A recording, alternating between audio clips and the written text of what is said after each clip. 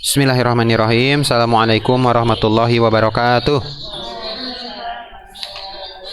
Baik, apa kabarnya antum pagi hari ini? Alhamdulillah, luar biasa. Allahu Akbar. Yes, baik.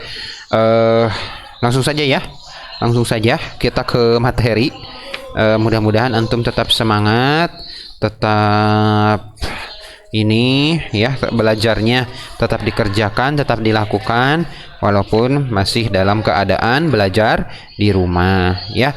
Silahkan dibuka halaman 106 buku PPKN tentang Persatuan dan Kesatuan Negara Republik Indonesia. Yang akan kita bahas adalah tentang upaya menjaga persatuan dan kesatuan.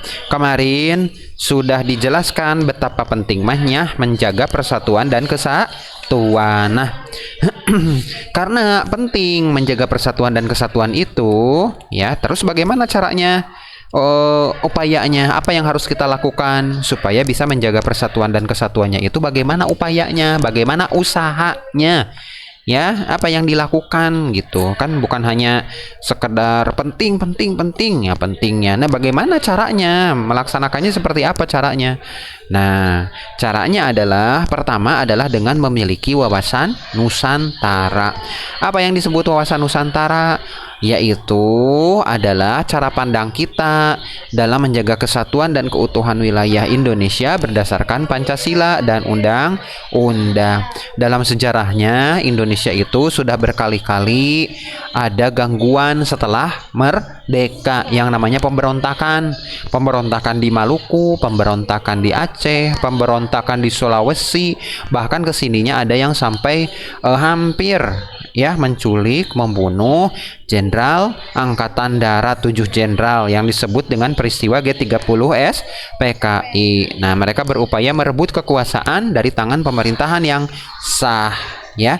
Nah, ketika tidak ditindak, ketika tidak dicegah, atau ketika rakyat dan masyarakat tidak bekerja sama, maka bisa jadi ya pemerintahan yang syah, pemerintahan yang berkuasa itu bisa direbut seperti yang terjadi di Myanmar sekarang. Kalau antum lihat di berita ya, nah itu adalah kudeta militer. Artinya apa? Militer itu, tentara itu merebut pemerintahan yang sah sehingga mereka berkuasa. Tujuannya apa? Supaya mampu berkuasa, mampu memerintah negaranya dengan seenaknya gitu ya. Kalau kudeta militer di sana seenaknya ya menurut keinginan mereka gitu. Bebas. Ya. Bebas. Seinginnya aja, seenaknya aja gitu. Nah, bisa jadi dulu juga kalau tidak ada yang mencegah, bisa jadi dikuasai, ya sudah gitu. Nah, itu bisa dicegahnya dengan cara apa? Dengan memahami wawasan Nusantara. Artinya apa? Bisa menjaga persatuan keutuhan berdasarkan Pancasila dan undang-undang. Ya, terutama kalau di Pancasila itu ada di pasal lagi sila ke berapa yang tentang persatuan? Sila ketiga tentang persatuan Indonesia. Nah, dari situ kita bisa mengamalkannya, melaksanakan dalam kehidupan sehari-hari. Berikutnya, ya, menjaga kesatuan bangsa adalah dengan cara kesatuan bangsa. Bagaimana caranya? Yaitu mempunyai perasaan yang sama bahwa kita itu adalah satu bangsa, satu tanah air walaupun berbeda suku. Ada yang suku bangsa Jawa, suku bangsa Sunda. Kalau antum belum merasakan ya, karena insya Allah semuanya kebanyakan adalah suku Sunda, jadi tidak terasa ya. Tapi nanti suatu saat kalau antum sekolahnya di luar Jawa misalkan ya, di antumnya sekolahnya di Jakarta misalkan, atau di Bandung atau di Surabaya, nah maka akan merasakan punya teman yang berlainan suku, bahasanya aneh-aneh, antum gak mengerti gitu ya. Nah, ada orang Betawi, lalu ada orang Batak, misalkan orang Sumatera Utara yang bahasanya keras-keras, ya, teriak-teriak, antum bisa bikin kaget gitu, karena terbiasa dengan orang Sunda yang ya ini enggak teriak-teriak. Ternyata kalau orang sana mah teriak-teriak, nah antum kaget. Nah, itu bagian dari keragaman, tetapi bisa saling menghargai. Suku budayanya berbeda-beda, tapi tetap saling menghargai. Berikutnya, nah, memelihara kesatuan wilayah. Contohnya sikapnya yaitu dengan mencintai produk dalam. negeri, rajin belajar, senang berprestasi, membantu korban bencana alam, melestarikan budaya daerah. Contoh pertama, mencintai produk dalam negeri, ya. Enggak, ya misalkan produk dalam negeri itu lebih dipilih daripada produk luar negeri. Ya, sudah belum? Belum ya. Nah, misalkan produk dalam negeri itu dalam bidang HP, misalkan ada yang namanya apa itu teh? Polytron. Ya, kalau TV mah Polytron, itu merek lokal itu. Ya, itu yang perusahaannya sama seperti perusahaan yang membuat jarum. Ya, itu perusahaan Indonesia. Nah, atau kalau antum misalkan beli dari warung, ya nggak dari Alfamart, nggak dari Indomaret.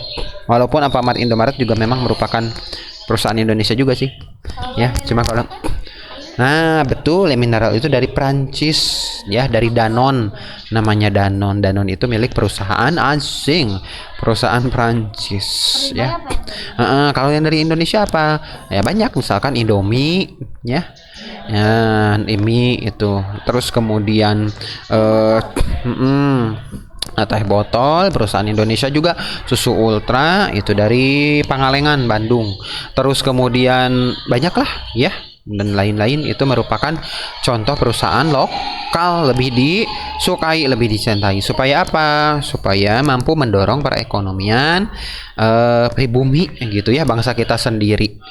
Gitu. Tidak sedikit-sedikit impor itu mengadakan barang dari luar negeri, mengambil barang.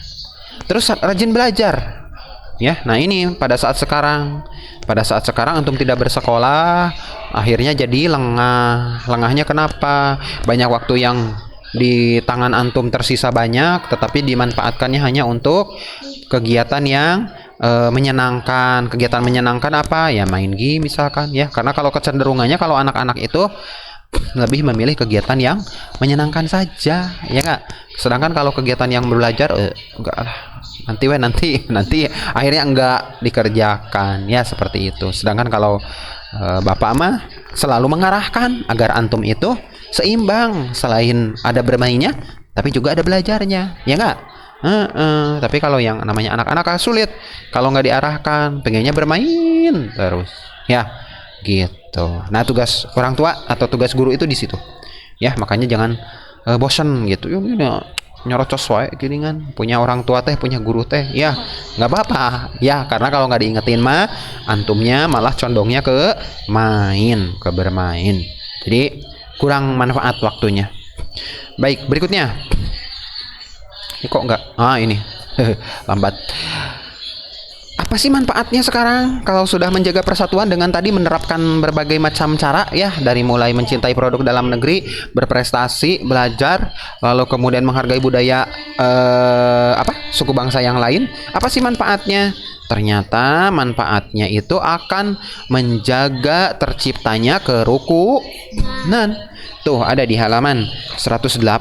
Menjaga kerukunan akan mencapai persatuan dan kesatuan. Lalu kemudian juga akan menjadi lebih harmonis, aman, tentram, dan damai. Sehingga bangsa Indonesia ini aman dari perpecahan. Ya, seperti itu kalau menjaga persatuan dan kesatuan. Nah, sekarang contohnya penerapan persatuan dan kesatuan pertama di lingkungan rumah. Ada di halaman 108, masih di bawahnya. Tuh, di lingkungan rumah misalkan dengan apa? Dengan cara menghindari konflik di antara anggota keluarga. Caranya bagaimana? Nurut sama uminya, nurut sama abinya. Karena yang namanya orang tua kalau nggak diturutin ya nggak suka, ya, udah pengennya diturutin. Apalagi insya Allah pasti menasehatinya di hal yang kebaikan. Nggak mungkin disuruh, apalagi disuruh yang berat-berat, misalkan nyuci ngepel satu rumah, kan enggak, ya. Pasti ya yang masuk akal gitu, yang wajar lah, ya. Sok jemurin ini baju antum, kan masih wajar. Atau disuruh ngepel cuma tuh satu halaman itu doang, itu juga jarang, ya. Buang sampah ya wajar lah, kayak gitu mah, ya. Nggak sampai antumnya sampai mengeluarkan tenaga yang besar gitu kan, enggak kan, bekerja. Nah, berarti saling mengasihi, menyayangi antara sesama anggota keluarga itu di lingkungan rumah. Baik, berikutnya adalah di lingkungan sekolah. Bagaimana? Pertama, menghargai sesama. Keduanya, menghindari permusuhan. Yang ketiganya, memiliki banyak teman. Nah gitu. Jadi jangan tekaupan, ya. Tekaupan misalkan apa? Misalkan ada teman yang berbeda pendapat. Wah, langsung jangan ditemani itu. Ya, atau jangan langsung jangan ditanya. Atau ya itulah dari hal-hal yang sepele membuat permusuhan. Tenang saja, ya, bicarakan baik dulu, tenang aja. Ya antum teh. Nah, ya gimana? Menumbuhkan menghargai pokoknya mah. Menghindari permusuhan sebisa mungkin dari permusuhan. Ya. Gitu. Dan memiliki banyak teman, tidak membeda-bedakan. Berikutnya, di lingkungan masyarakat. Bagaimana caranya di lingkungan masyarakat?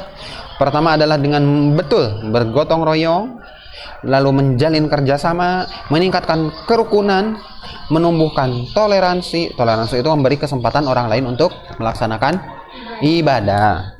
Ya, bukan berarti kita harus melaksanakan ibadah orang lain. Oh enggak, itu mah namanya jadi murtad. Yang seperti itu mah ya keluar dari agama, meyakini agama orang lain. Kalau seperti itu mah, atau malah berpartisipasi, ya, antum menghadiri Natal misalkan, auzubillahi min dzalik. Tidak seperti itu. Yang namanya toleransi itu adalah membiarkan orang lain beribadah. Iya, bukan berarti hadir pada di gereja misalkan, ya enggak. Kalau ada yang ulang tahun gimana, Bapak? Yang udah ulang tahun. Kalau dulu anak Ya. masih kecil Iya, kalau enggak, itu nggak tahu gitu ya. Tapi sekarang sudah tahu mah, sebisa mungkin ya datang memenuhi undangan, tapi nggak pas hari haknya.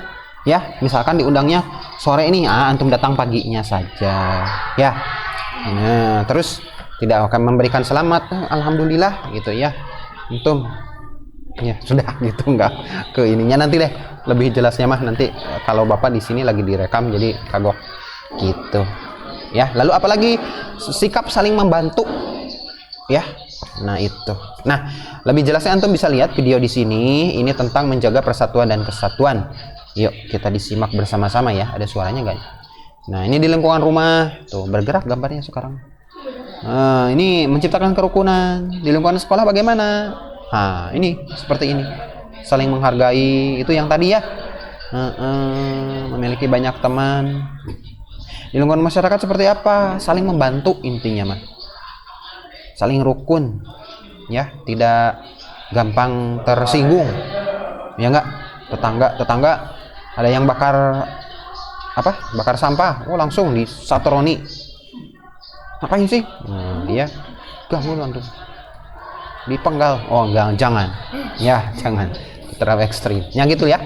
Itu yang bisa disampaikan untuk kesempatan kali ini. Alhamdulillah, untuk pembelajaran PPKN materinya sudah selesai di bab 4 ini, karena udah sampai di penghujung bab. Ya, mudah-mudahan di pekan depan kita sudah bisa melaksanakan ulangan harian. Tuh, udah banyak tuh ulangan hariannya, udah numpuk ya. PS ya, ada ulangan harian. IPA belum IPA belum selesai. Gitu ya. Tetap semangat pembelajaran di rumah. Insya Allah kita akan bertemu lagi di jadwal yang sudah ditetapkan. Ya, ingat. Kita tutup dengan ucapan hamdalah bersama-sama. Alhamdulillahirabbil alamin. Subhanakallahumma wa bihamdika asyhadu alla ilaha illa anta astaghfiruka wa atubu ilaik. Ya, terima kasih. Ya, oke.